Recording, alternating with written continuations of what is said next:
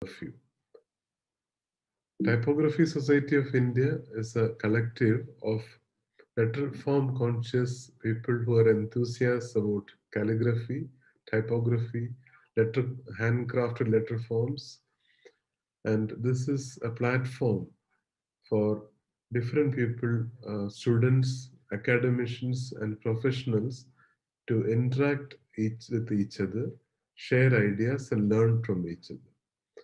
First, on behalf of the Typography Society of India, I wish all of you a very happy and safe Diwali. The first activity we have is a set of design lecture series, and today we have a very esteemed scholar in the area of calligraphy and iconography, Mr. Parameshwar Raju. I would like to thank him for accepting our invitation to be a speaker today. And I would like to introduce all of you to this very interesting personality. Sri Parameshwar Raju's creativity as a calligrapher, designer, researcher, and an artist is celebrated all over the world. In his work, we witness a new style of work which can be called iconic calligraphy. This is the first time I'm seeing a person, a calligrapher, using calligraphy to make illustrations and narrate a story through them. It is very interesting to have a look at his work where not only with letter forms, but he extends that calligraphy into a narrative style. So Raju engages with a distinguished form of expression that traverses both traditional and contemporary terrains. He is a graduate in applied art from Government School of Art, Aurangabad, and did his master's in typography and visualization from VAM University, Aurangabad. He is a recipient of many awards, including the State Award from V Sreekumar Telugu University, Phoenix Art Festival, etc. He had a long career in advertising with many reputed agencies including Mudra Communications, Everest, Lindas, etc. He is also a member of our advisory board for the Typography Society of India.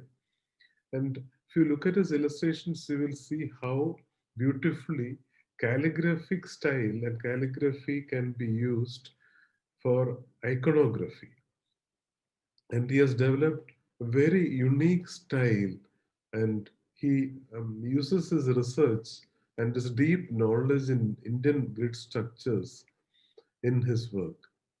And he develops a lot of visual styling and using different kinds of brushes and nibs and different textures, and he weaves a story around it. And last so many years he has done a lot of research in the area of traditional grid structures in India, in Indian craft, art, and design, and he's going to share that knowledge with us today.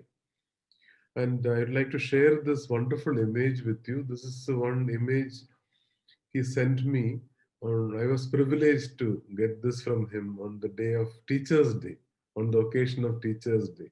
You can see how, using a flat nib, he has created a wonderful illustration, a painting in which a teacher and a student is shown.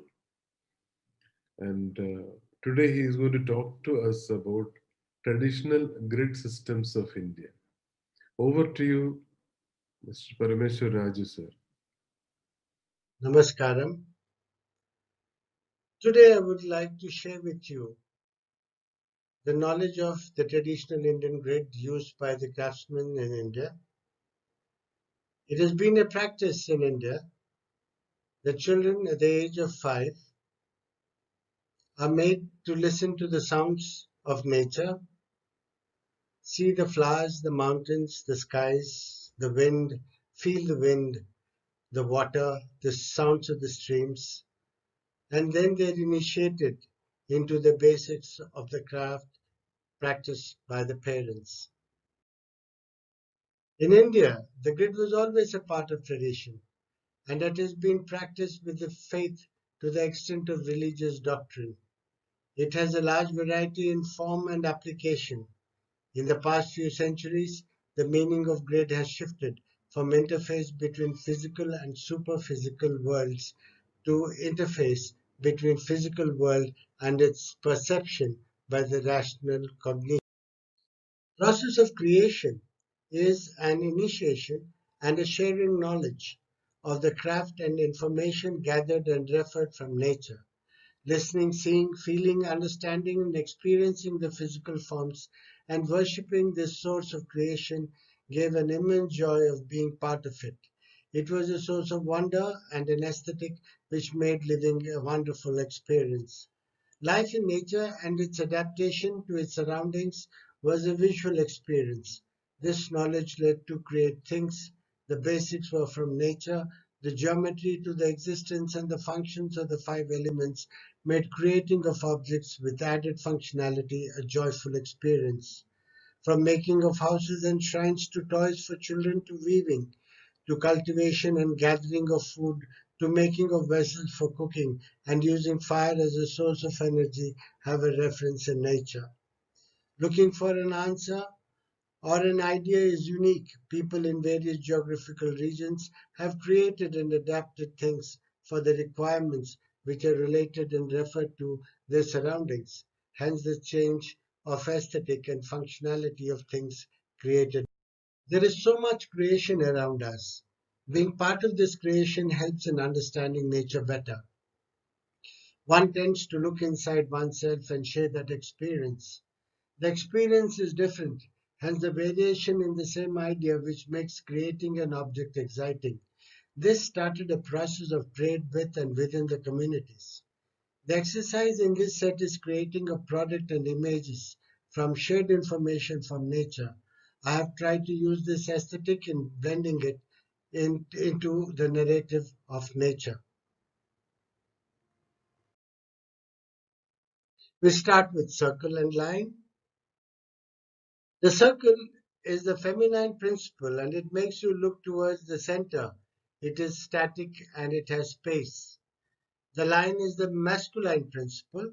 It is not creative until used. It is dynamic, free, running into space, and unlimited or infinite. The line and circle brings one to a conscious state. The mind is able to see boundaries and retains an awareness of self. There are two ways of seeing, seeing in a linear way and seeing together as a whole. The circle is the universe. The breath of life is contained in its form. The circle consists of a center and has a boundary. The center is the support called the bindu and is stable like consciousness. The circle is divided into two by a vertical line and then into four by a horizontal line, while the resulting four areas are the four corners of the universe and the four directions northeast, southeast, southwest, and northwest. The line is the support of the composition, on which one builds the image which corresponds to the elements and to the gods. Straight lines are like the rays of light as the Creator divided the world. From these intersecting lines, a square is formed and the diagonal representing the winds. The points are added. A square is formed. The square is Ganesha.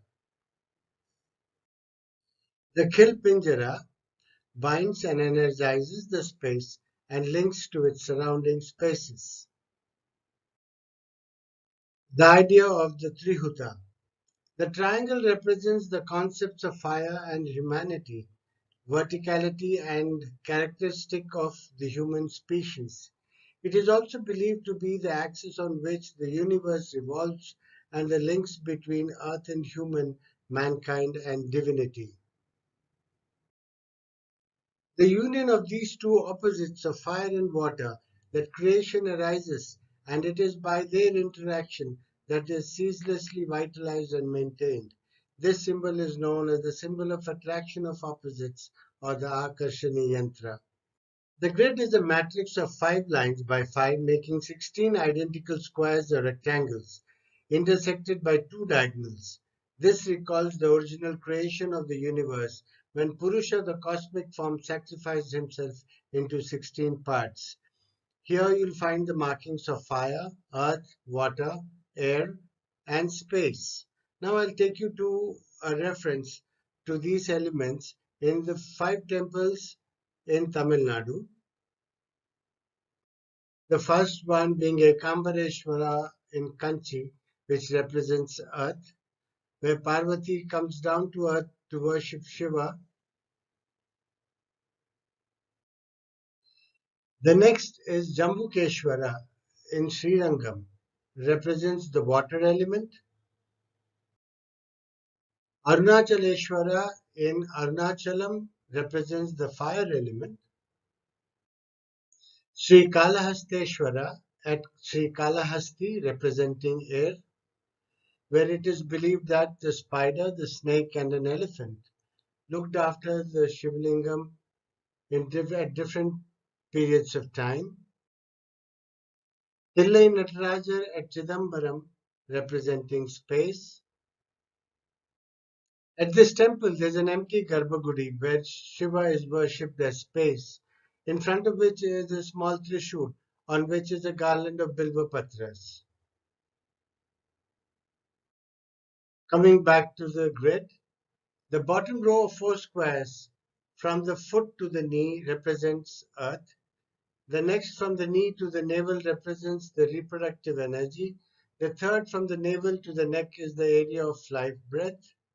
And the top from the neck to the crown is the area of divine light. Coming to Bindu, the basic element, Bindu and its living areas. When Bindu expands in space in a linear surface, becomes a circle, and when it expands in space, it becomes a sphere. So the circle and sphere are basics. Formation of a triangular space is with intersection of 3 lines, and when these 3 lines move away from each other, you get a triangle. And these triangles are Shiva and Shakti, or it is fire and water. And when they combine, they form the Akarshani Yantra. The combination of Shiva and Shakti, or water and fire, represents Ganesha in the square form. So whenever we start working on a given space, we consider that as a holy space or a divine space.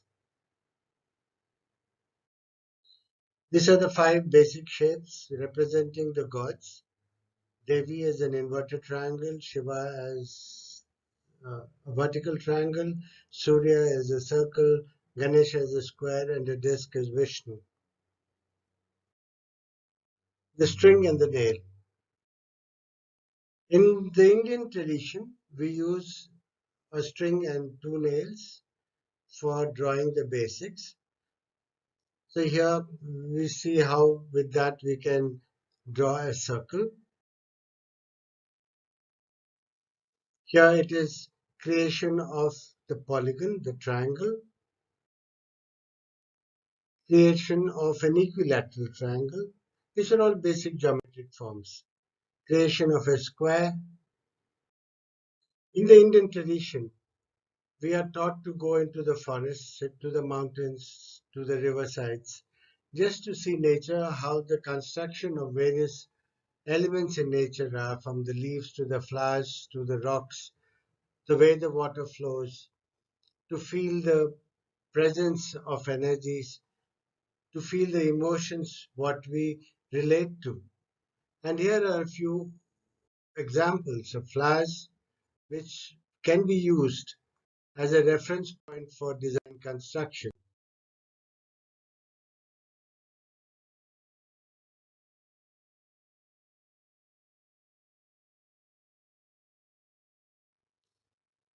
Now we are trying to mimic what we saw in nature. Say here the example is flowers. So we're taking a 4 petal flower and we're seeing how it can be geometrically drawn. So we have the vertical line connecting the centers. Then you have another horizontal line connecting the centers of the two circles.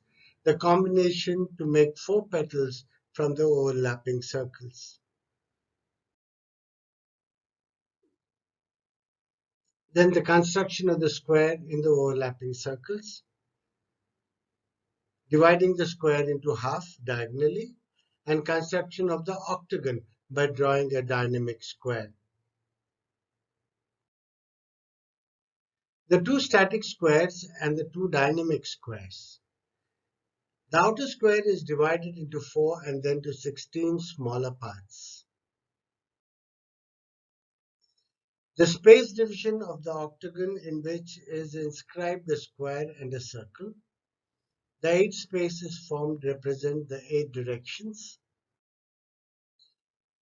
In figure 1, the circle is dynamic and in motion. The repetition of the dynamic circle shows strength of the given space. An equilateral triangle is formed with the third circle, drawn with the center point at the intersection of the two circles. As the circles move apart, touching the circumference of each of the circles, another triangle is formed, a combination of 4 same-sized circles. A grid of 9 equilateral triangles and its multiples. These are just the basics of how our ancestors learned from nature and started using it. These are very simple exercises, but these can become very complicated as you go into temple constructions or design, creating bas reliefs and designs. This is a construction of a hexagon and its possible repetitions. Intersection of 6 circles which become the centers for another set of 6 circles. Then you have the construction of a hexagon. This is the construction of a 5-pointed star which represents Earth. Construction of a 10-pointed star overlapping of 2 pentagons. And then construction of a 10-pointed star resulting in a flower pattern. Now this is how we start developing spaces. And then we start using different decorative elements in these spaces to create beautiful mandalas. The measure of 5. The potter on a spinning wheel makes beautiful shapes of pots, and each pot has a proportion of 1:4, 2:3, 3:2, and 4:1. These are because of the 5 fingers. And the variations are 1:2:2, 2:2:1, 3:1:1, and 1:1:3.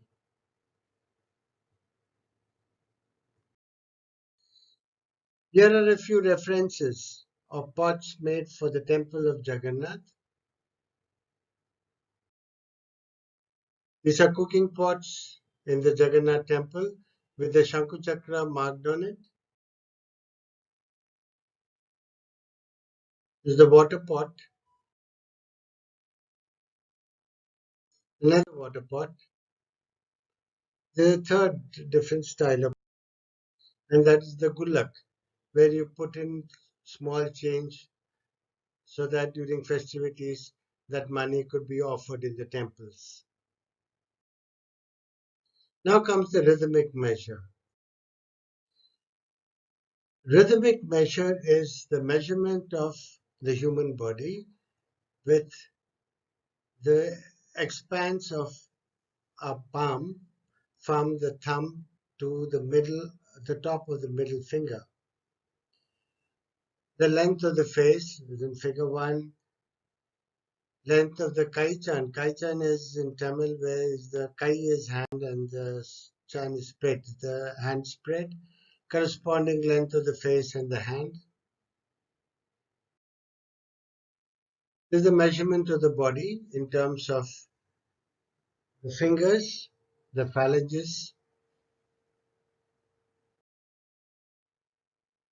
the face in the shape of Tamil letter Va, and the mango-shaped face, the egg-shaped face, and the sesame-shaped face, eye-shaped like a fish, eye-shaped like a lotus, waist following the shape of a damru, waist shaped like the vajram, the arm shaped like a bamboo, the male torso shaped like the head of the bull. It is considered in traditional Indian sculpture that the gods are created with elements from nature is actually indirectly worshipping nature than the god forms. Coming to Mugu. Mugu is the Rangoli. The Mugu is considered representation of the universe on earth. So wherever you draw, the Mugu is representing that universe in that particular spot to make it energized. They have different names, and these are some of the very old Mugu designs, uh, which all have a name. This is Chavanti pattern of chrysanthemum. This is the swastika with lotus pattern. This is the Nabhi Kamala pattern. This is Chandu pattern or the ball. This is Gathoda pattern or the bundle.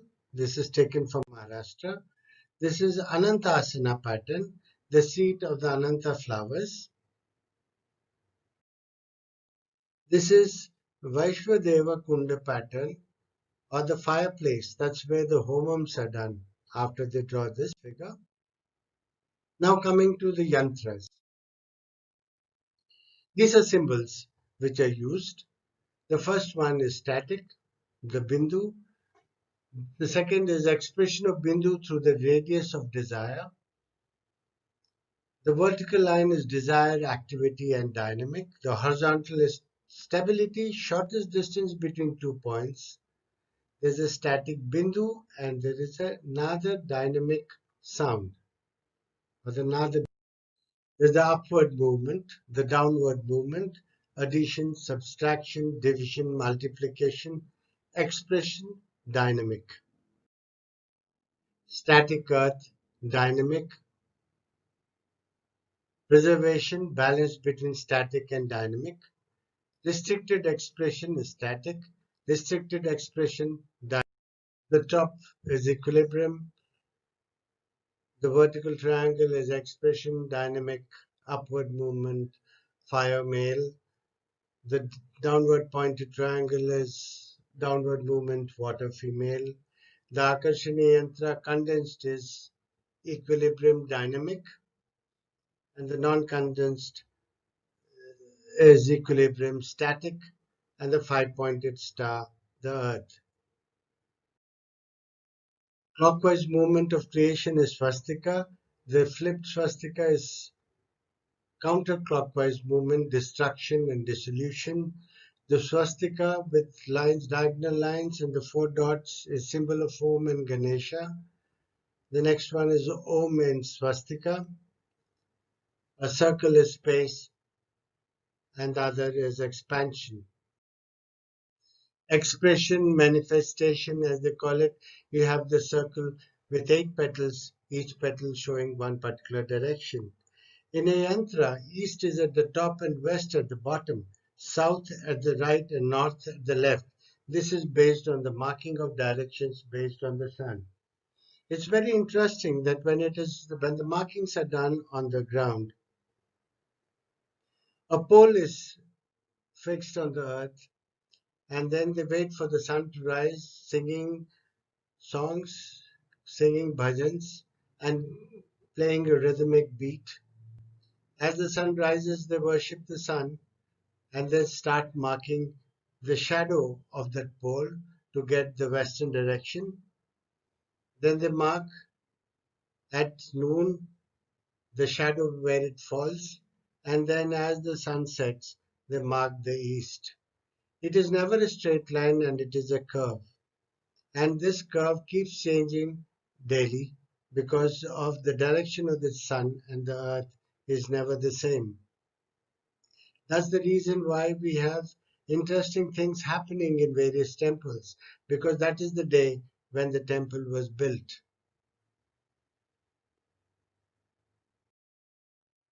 The construction of the yantra. Now, yantra is not something which is very holy or auspicious. Yantra is basically a design, a drawing. This is the Ganesha yantra. Similarly, we have yantras for various gods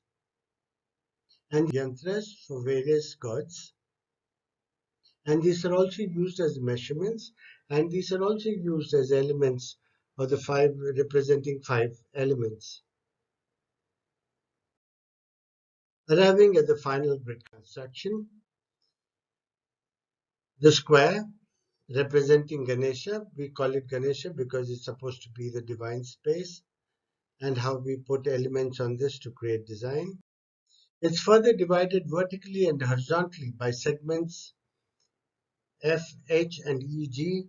These represent the directions east, west, and north, south. These are further divided diagonally by segments DB and AC. These represent the other four directions. The intersection point is the Bindu. When there are 2 points, they tend to attract each other, or there is a unknown line which is reacting between those 2 points, which we call as the energy lines. These energy lines between the points are joined. These energy lines between the points is joined to identify the flow of energy between the points. And then you draw a circle. Same width as that of the square is marked for the visible area. This is based on the human condition where we tend to see in a circular space. When we focus at a point, we only see that point and the little circular space around it, but the rest of it is out of focus. That's the reason why we draw the circle to mark the area which is visible to the eye. The following arcs FE, EH, HG, and GF are to help move the vision towards the outer area of space. And Fe, EH, HG, and GF are also connected to mark the flow of energy and to contain it. A half circle, same width as that of the square, is placed facing the sides of the square, forming a four-petal flower. This is the space with the maximum hot points, and the four hot points between the petals hold the energy levels together. These are four circles, half the width of square, are placed inside the square as shown. These are the visible areas in the quarters AFOE, FB, GO, EOHD, and OGCH. They also face the directions of northeast, southeast, southwest, and northwest. Similarly, four more circles of the same size are placed facing east, west, north, south, and center. Now, instead of four circles, you could also have three circles, taking reference of a three-petal flower. This is the yantra, the grid for space division and management of space. To this, a layer is added to divide the square into smaller spaces of 9 into 9 units. This helps in managing the hotspots in the given space. You could also work on any number of units, divide it into any number of units. I generally use 30 by 30 because that I found to be very easy to work. Each of these squares could be further divided into 10 by 10 or 9 by 9 so that you could get more details in those given spaces. Now, drawings based on the square grid. That's Durga. and that's how it looks once it's finished. That's Matsya,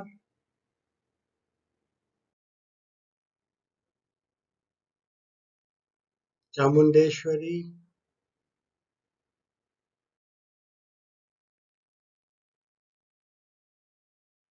there's Garuda,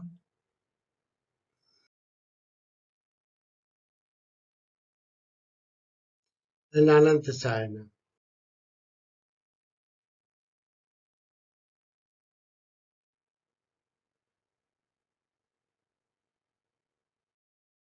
Coming to my calligraphic work, this is Buddha under the peepal tree, Ganesha and other people playing musical instruments. That's representing Balaji Venkateshwara in Tirupati with Hanuman and Garuda, the Vahanas. That's Nandi, the bull. On the hump, they put a snake and they sing bhajans and take the bull all around the village for people to worship.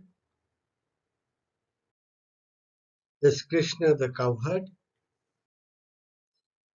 That is Adinatha.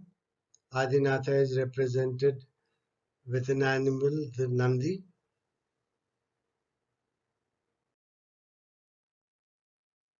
There's the Dashavataras.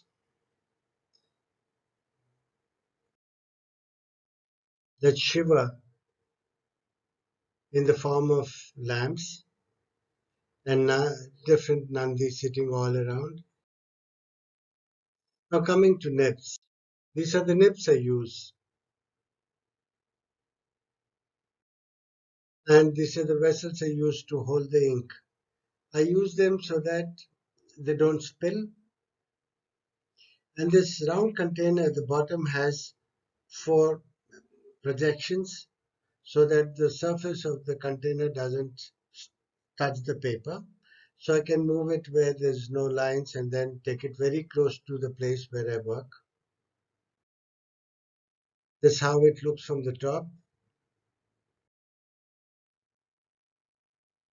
And this is one thing which is so sturdy that it does not move, one, and is not spilling.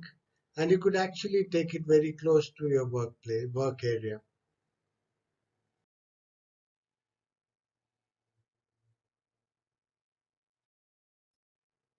The nibs need to be cleaned immediately. It can't be left dipped in ink for long periods of time. So immediately it needs to be cleaned with tissue paper, wet tissue, so that the ink goes off completely. Avoid using warm water because it spoils the nib, and don't keep it in ink for very long time.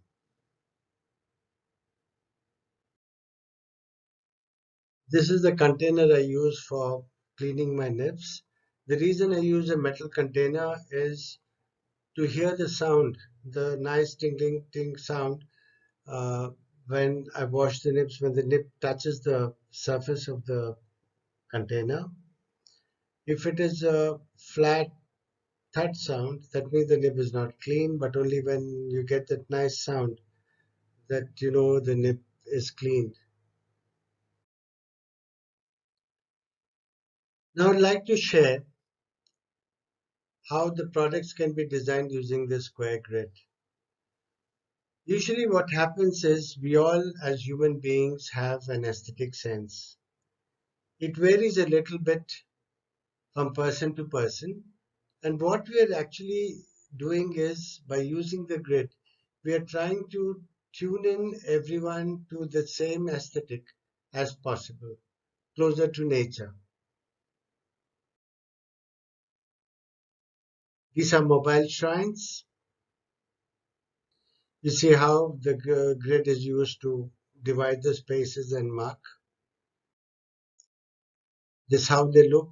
You open it up to have a small medallion with the god which is worshipped. These are water vessels. vessels for Panchamrit, the Kalashams, then Chembu for milk and water. Usually what happens is the puja room, you spill a lot of water. So what I've done is I've used thick vessels, and the lid is also very heavy. This is a combination of bronze and copper.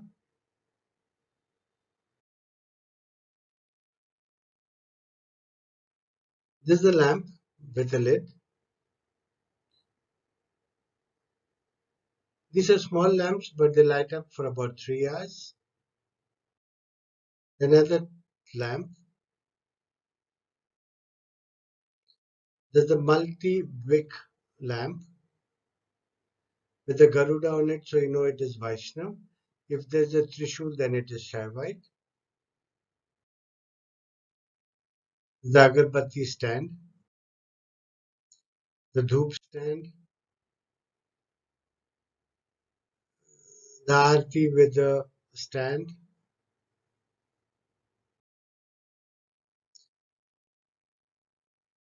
Uddinas, the vessel for flowers and offerings. This is another vessel for flowers and offerings. There's the Shatkam where the feet of the god is marked, generally used in the puja room for prayers or to get blessed. There's the Ghanta. Jadaghanta is a plate, sort of an instrument, which is struck by a wooden stick. It has a small string to hold, and it has got a very peculiar shape which emits out vibrations which clears the mind completely of any thoughts. Then the Arati stand. The peacock is there in the center to represent that it is being used in the Jagannath temple of Puri. Kancham or thala, it has the markings of the Shanku Chakra. The Shank is on the top and the Chakra is at the bottom. These are very traditional vessels used in North Andhra Pradesh and Odisha and parts of Bengal and Assam too. The Guinea or the Bati, the glasses, Jambu, Goti, this is the Ghora, Kujo, Bindi, whatever. And that's the Gulak in copper. Offerings which are collected over a period of time, kept in the puja room and offered in the temples. So these are some of the designs which could be done in the grid, not only used for creating products, but it also can be used for creating fonts, for logos and trademarks, to interiors, and for even architecture, because these grids are used for temple architecture. You could have your own grids. You can create your own grids using your own reference material from nature and make your designs look very unique and different. Enjoy designing. Have a good time. Namaskaram.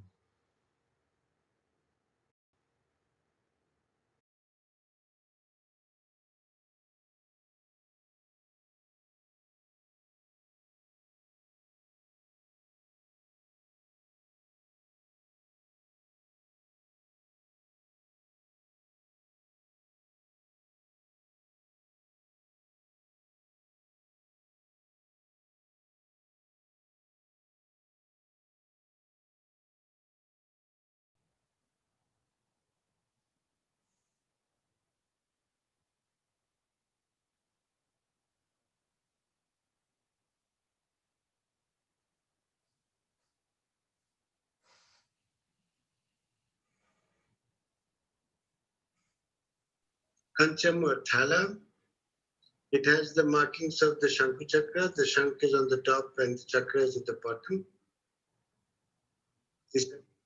very traditional vessels used in North Andhra Pradesh and Odisha and parts of Bengal and Assam too.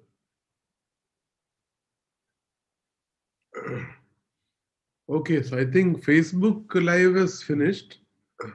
YouTube is having, I think, next 2 minutes time. So there is a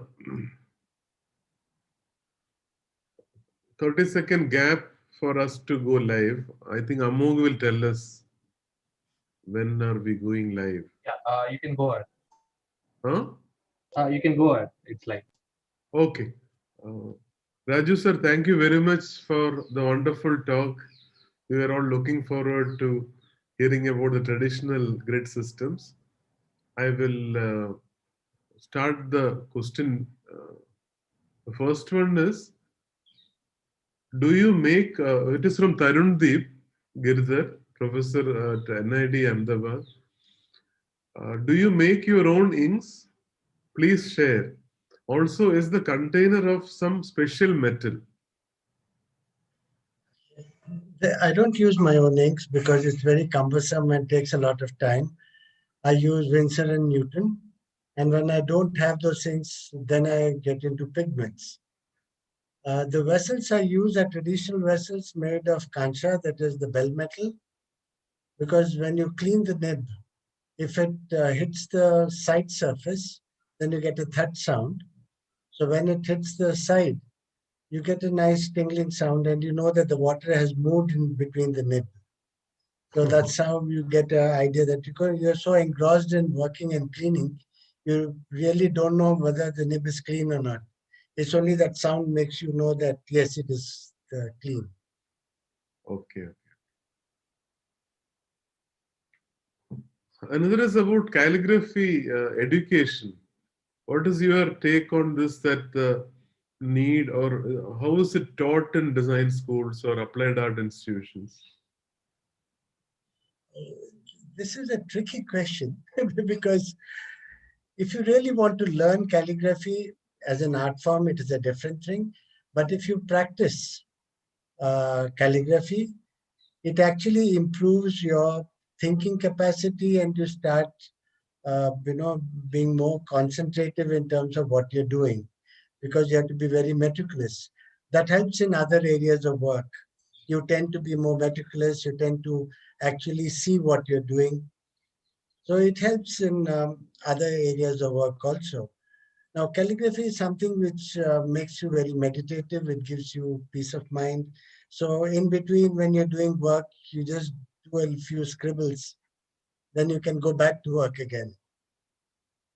Now, about calligraphy education, sadly, what has happened is we follow the Western method of calligraphy.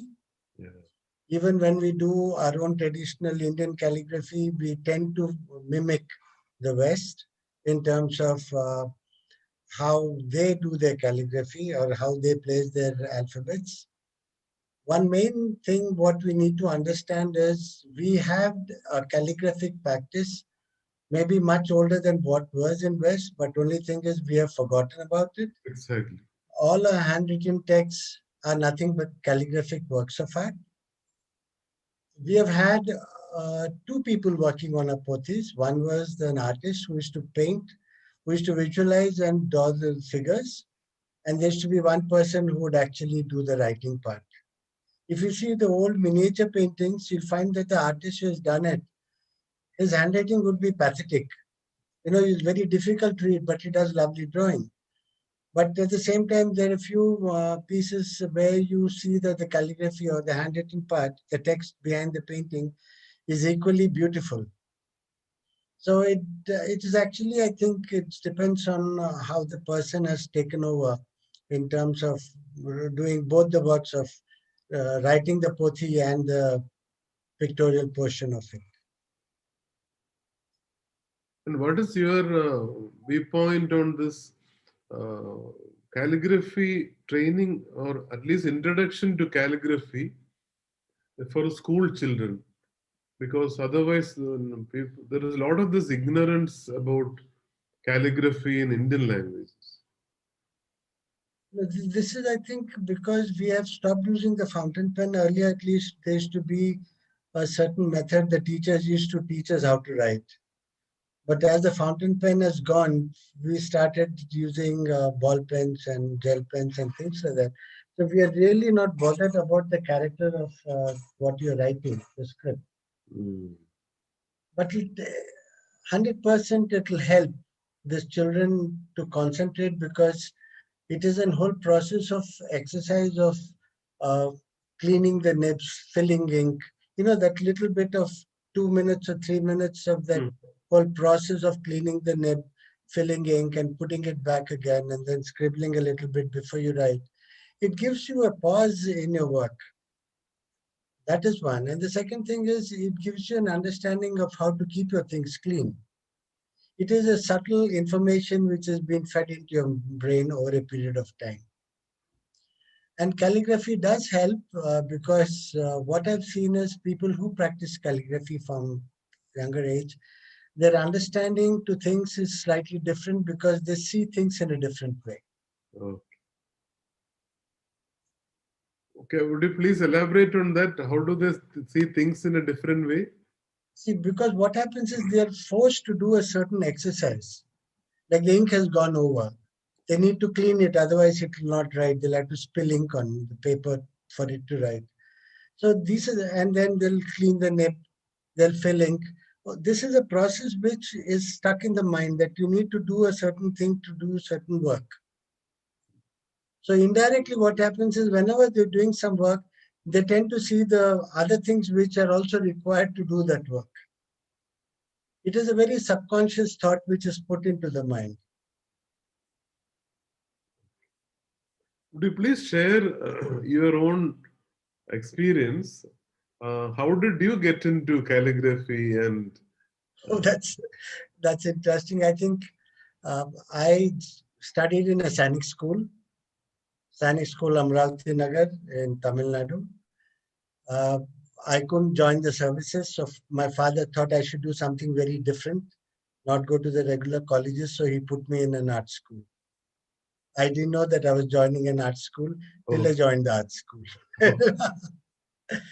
But what happened was, after I joined the art school, I realized that it really made a lot of things interesting because I was taught in a Marathi medium. It was Marathi medium school and English medium. I was the only student, so I had a problem. But I enjoyed the classes because there used to be long classes taken in the native language. And then when I would go and ask my teachers as to what it was all about, they would give me a gist of what actually they taught. And that made me go to the library and refer books. So oh, my education has been in terms of what I learned in the class, what I could understand the long lectures, plus to understand it a little more better in a language which I knew, I had to go to the library. So my information is much more different from what the others had. hmm, Over a period of time, I started enjoying the work because it was creating something new. I was lucky to have four professors who actually got me into this design and understanding what it is all about. My first teacher was Mr. A.K. Ramavarma of Cochin. He taught me actually the simplification. He would show us how to sketch in school. You know, and he would say how a few one dot, a few lines here and there would become a man and things like that. And nature. So he taught us to see, because of the way he used to sketch, we used to see nature in a very different way altogether because seeing it in a simplified forms was more fun. hmm, When I came to the art school, Professor S.V. Pense taught me the craft of writing the Devanagari script, and I learned the Pothi writing from him. And then we had Professor Lokhande who taught me how to see, because there's a lot of difference between what is good and what is bad. Usually what happens was we see a printed version of a design and we think it's beautiful because it's printed well, but we don't really see whether it is good or bad. And to understand whether it's good or bad takes a lot of time and understanding. And if you're logical, then it becomes so much more easier to figure out whether it's functional or non-functional. Then we had another professor, Ingle, who was head of painting department.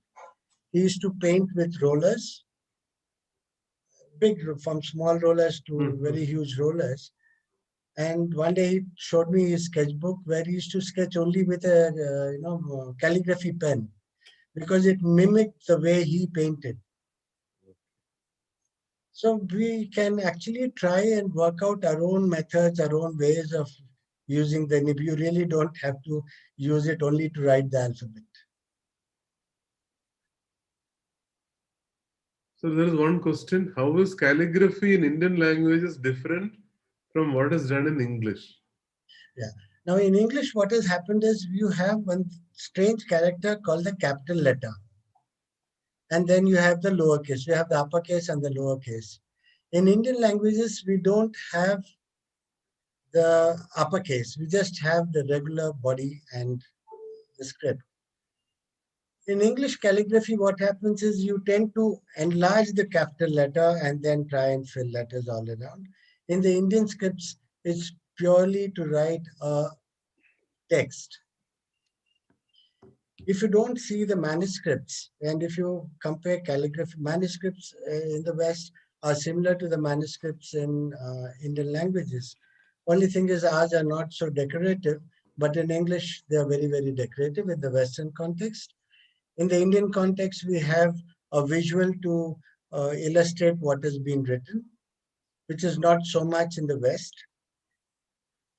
And then the decoration of the manuscript is different in the Indian conditions and in the West. Indian conditions, it is more, it's very, very decorative without the alphabet involved in it. But whereas in the Western or the English calligraphy manuscripts, you'll find even the decoration is around an alphabet. So when did you start using the calligraphic style for the iconography and like a painting? Yeah, Because this generally calligraphy tools, generally calligraphers tend to get overwhelmed by the letter forms, but you have gone to a very unique path. see what happened is first thing is my language is not Hindi. So it is a different language for me, though I learned to read and write. So I thought, why should I use the grammar of what the way the teachers teach you? They said it has to be a vertical stroke, it has to be a particular curve, then only it makes sense. I said, why not I do something completely different? So I started writing it in a different way, but it still read what it is supposed to be meant. So Hmm. I created a very different style of writing the pothi. Then I realized that I need to also do an illustrative portion. Why should I do an illustration which is completely different from the calligraphic style? So I started using the calligraphic tool to basically, draw things. So I started off with ohms, and then over that slowly, it became stylized to human figures, and then it became a narration. Then I added the text with the illustrations. And then I stopped the calligraphy completely in terms of the written word, and I used the tools only for drawing. So that was the transition. So from 82 to 2003, I've been around 2000 till 2000, I was doing the calligraphic script. I mastered it, and then I left it at that time to around 2000, and then I got into the drawing mode. So is there any, what is your methodology you follow? Do you follow anything like that when you create, for example, the Krishna image which you showed? Yeah. Or the Uh, teacher's day when you showed, one teacher and a student. Yes, yes. Now, So, my references, I have been traveling quite a lot. oh, I've been traveling, but till I got into advertising. Much of it, the time I used to travel, and later, after 2006, I've been traveling and trying to generally get references and, for my grids to understand the grid better. So I used to travel and I used to go see houses of various people, how they've been made, how the temples have been made, how temples are different from district to district. The basic construction is different. Hmm. And if you go further, like the north of a state to southern state, say in Andhra itself, northern Andhra has got the Oriya touch. The southern Andhra has got the Tamilian touch. We have the Hoysala touch in parts where Karnataka is bordering us. So we have a different style of working, and then that's when I realized that what I was told that nature is more important because these have got completely references to what is available in nature in those particular places. So division of spaces, which is most important, Hmm. can be identified in these places very uniquely. And the five temples I was talking about in the presentation, they have a lot of references of the elements, how they are depicted, the fire, air, water, earth, and things like that. So it's a learning lesson to go to the temple and then just enjoying seeing the figures and how it's been divided. Much of my reference points has always been the temples. So even the drawings, what I do, give a very sculptural look to it because I try to imitate the shadow with the nib, and then the empty space is the other surface. So when I'm working in those lines, plus the character of the nib itself into thin, thick, and thin line, I think makes it all more interesting. Interesting. And this temple architecture itself has a lot of relation with the grid which you showed. It is all Yeah. based on the same basic grid. And what is your observation on that? It's been interesting because what has happened is culturally we are so different people from place to place, and not only place to place in the same state itself, community to community, Yeah, that you find, say for example, a cobbler yeah, uses the same grid to cut the leather. But a person in Tamil Nadu cuts the leather in a different way. The same person in the border area of Andhra cuts it in a different way. The tools are same, but it's just the angle in which the cut is different. Similarly, in architecture, we have, um, uh, it's actually quite interesting because they went into space. Like there is this small thing which I worked on. Can you see this? Now, yeah. this is a glass cube. What I've done is I've actually, engraved the grid on it. So the understanding is to suppose you put the stand to this and put an image, you know exactly what is the at what distance is the small unit is easier to expand or reduce or to see the visual area of that figure in that height. So this is very interesting because in the temple architecture you have the same thing. What grid is drawn as a floor Yes, is also yes, on the vertical wall, yes, yes, yes. and mimicking it has been so easy for them to do. Similarly, this can be used in houses in terms of having a grid, an optical grid, so you know exactly what to put on the wall at what level. Because in this, the concept of square and cube and that space, three-dimensional space, it has got a lot of importance in the Indian classical dance forms also. That's true. That's true because what they have done is the figure and the joints, usually the joints of a Yeah, body, yeah, and what are the maximum possibility of, say, the wrist cannot bend beyond a certain area, but on the other side it stops at a certain area.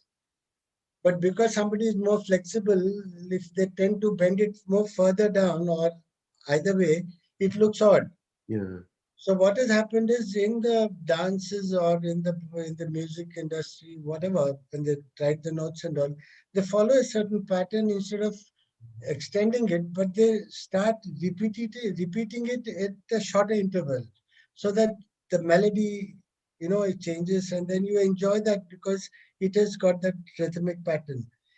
In the dance form or even in theater, what happens is when you do a stage, this is what I learned when I was in Aurangabad. We were attending stage lighting, and that's when I realized that there's so much importance to the height of the person who is on the stage, Yeah. and to related elements which are kept all around. Mm. So then one day Pula Deshpande said, no, look, I'm sitting on one chair and I'm just reading it out, narrating a story. And it looks interesting because I'm just lit and the rest of it is dark. It need not be like that. But that's the way people are tending to actually think. Whatever I'm narrating, they're thinking in their own terms. So there's a lot of link between all this.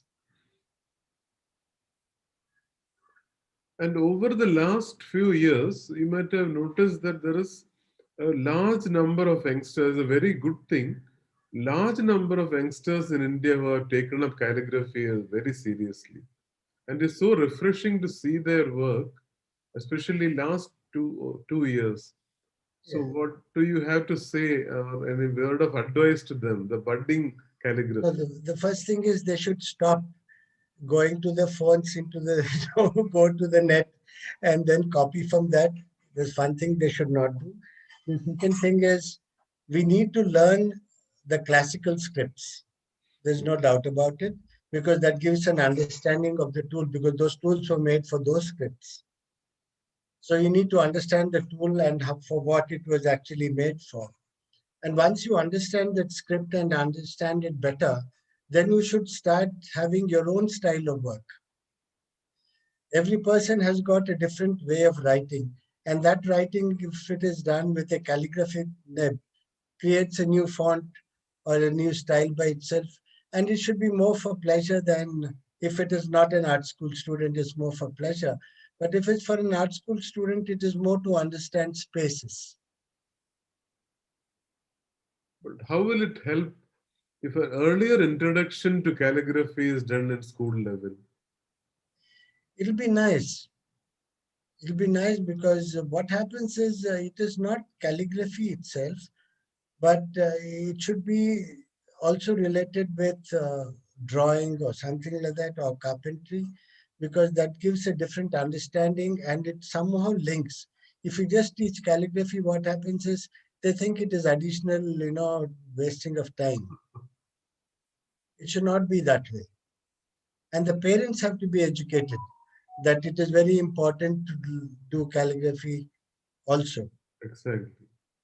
And sir, what inspired you to take up this research or into the traditional Indian grid systems? See, actually, it was very crazy because whatever I learned in school and whatever books I referred, they were all Western. We Uh, don't have any Indian design thing, and very few books available, which I got to know about them much later, which I wish our libraries stocked those books. It so happened that one day my grandfather wanted me to take him to Ellora, and then he told me whatever I was talking was rubbish, and then he taught me what the Indian grid was all about. And after that, he left our home to stay with my uncle for some time, but we lost him. So after that, because I didn't have full information, I started researching as to what this person was talking about. Until then, we were not told about a family background. It was kept, it was not told to us because they wanted us to live in a different world altogether. And that's when he told me about how the family was involved into art and literature. And the idol which is worshipped in the temple of Puri, the Utsava Murti, that is done by my great grandfather when it was damaged. okay.